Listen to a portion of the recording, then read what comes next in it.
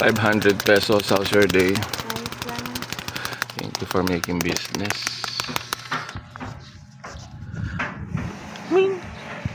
Hi there, guys and gals. 500 pesos. I'm gonna give her 500 pesos change. Okay. Thank you, Lord, for these wonderful blessings. Yes.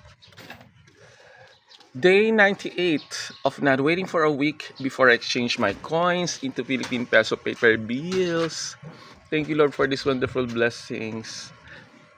Road to 1 million peso saving challenge. Do the same thing, okay?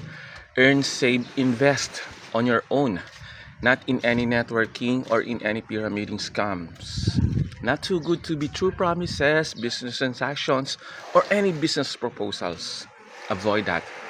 Otherwise, when you got failed, you feel upset, depressed, sad, devastated, mad, and angry, or whatever your feelings. Okay? Beware and be aware. And then expand and enjoy. Bye for now. Road to 1 million peso saving challenge.